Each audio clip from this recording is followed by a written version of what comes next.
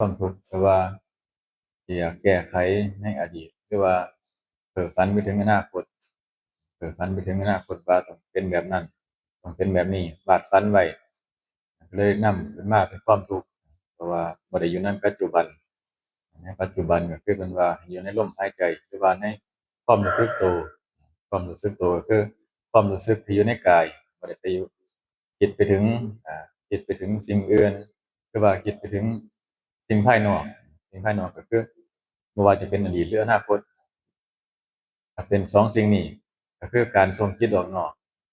เพราะว่าถ้าส่งจิตออกนอกแล้วล้วนนำมาซึ่งความทุกข์เพราะว่าหยังเพราะว่าอยากให้มันเป็นอยากให้มันเป็นดังใจมันสิส่งออกแล้วจะมีความพอใจแล้วบ่พอใจขึ้นมาเลยนำเป็นความทุกข์ขึ้นมาเพิ่นจังว่าให้เฮาอยู่ในอยู่ในกายอยู่ในกายเบื้องต้นก็คือกายก่อนสิไปเห็นจิตเห็นเวทนาเห็นเวทนาเห็นจิตก็คือเห็นกายซะก่อนให้มันมีฐานกายซะก่อนถ้ามันบ่มีฐานกายแล้วเวลาจิตสงบไปจิตสงบไปก็สิไปไหลไปตามสิ่งที่เห็นสิ่งที่ได้เป็นแสงเป็นภาพเป็นสีเป็นเสียงต่างๆเป็นกลิ่นหรือว่าเป็นกลิ่นสิไหลไปบ่เพราะว่าบ่มีฐานถ้าเฮามีฐานก็สิอยู่ในกายความรู้สึกอยู่ในกายเวลาภาวนาไปจิตที่มันสงบหรือว่ามีความละเอียดมีความละเอียดของมันก็สิรับรู้ได้รับรู้อารมณ์หรือว่าความรู้สึกต่างๆสิเข้ามาเพิ่นจังว่าให้มีฐานกายมีฐานกายรองรับถ้ามีฐานกายรองรับมันก็สิบ่ไหลไปสิบ่ไหลไปนำอารมณ์เหล่านั้นนำความรู้สึกเหล่านั้นเพราะว่าเฮามีความรู้สึกอยู่ในกายมันก็สิบ่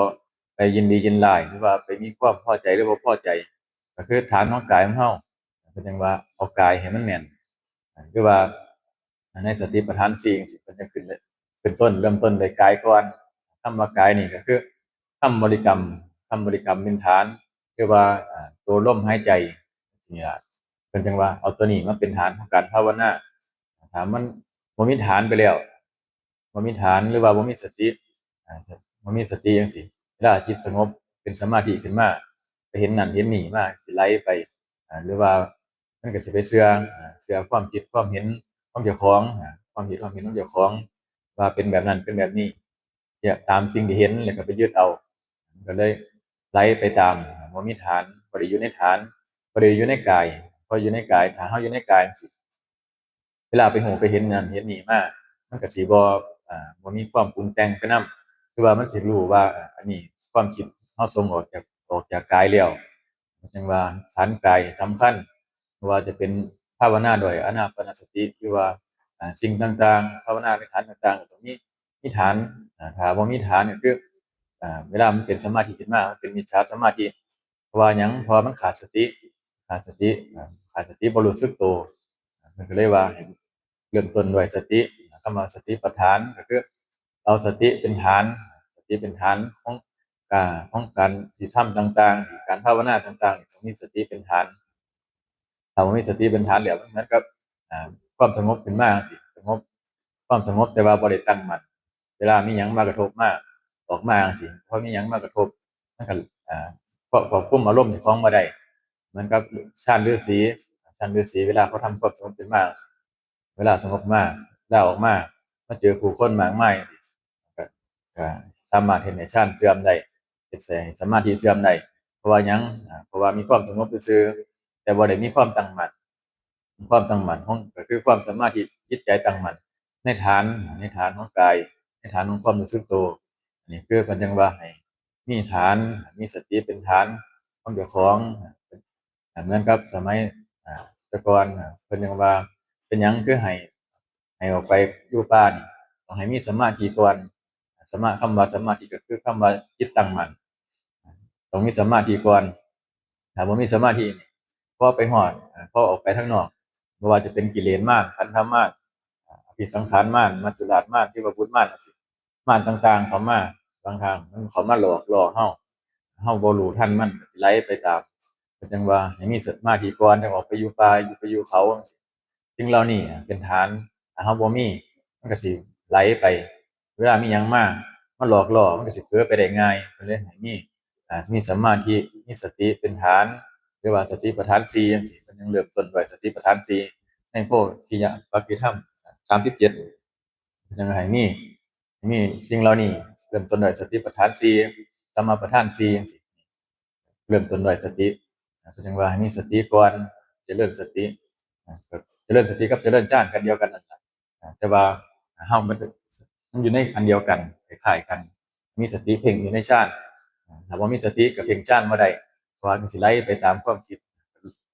รวมๆอยู่ใกล้ๆกันมันเป็นสิ่งต่อเนื่องกันสิ่งเหล่านี้ก็ขึ้นอยู่กับเฮาเป็นคนทำฐานขึ้นมา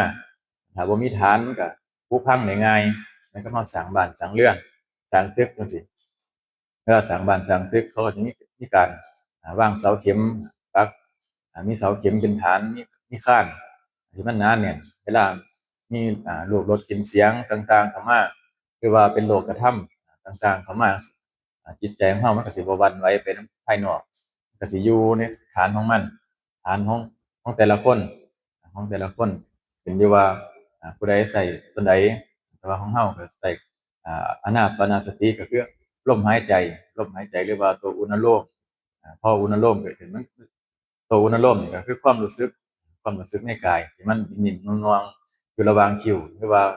เป็นความรู้สึกเย็นๆระหว่างโพรงจมูกตัวนี้มันเป็นความรู้สึกยืนยันว่าเจ้าของอยู่ในกายเจ้าของบ่ได้ไหลไปตาม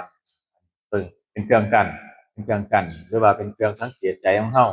เป็นเครื่องสังเกตใจของเราหรือว่าอารมณ์ความรู้สึกต่างๆนี่ล่ะตัวนี้ก็คือเพิ่นจึงว่าให้มีฐาน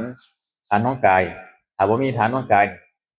ก็สิไปเลยเวลามีหยังมากระทบควบคุมเจ้าของบ่ได้อารมณ์โกรธจังซี่เข้ามาอารมณ์เกลียดเข้ามาจังซี่ก็สิเห็นนั่นเห็นนี่มาเกิดขึ้นมาเลยควบคุมบ่ได้ตัดบ่ได้ถ้าเรามีฐานของกายแล้วเวลาเราเห็นแล้วสิ่งนี้โอ้มันบ่พอใจเป็นอกุศลเกิดขึ้นอยู่ในจิตของเรากลับเข้ามาฐานกายมันก็สิระงับไปมันก็สิข่มไว้ได้ข่มจิตข่มใจเจ้าของไว้ได้ระงับไว้ได้อันนี้คือการมีฐานก็จังว่าให้เรามีฐานของการภาวนาเอาส่ำนี้ล่ะ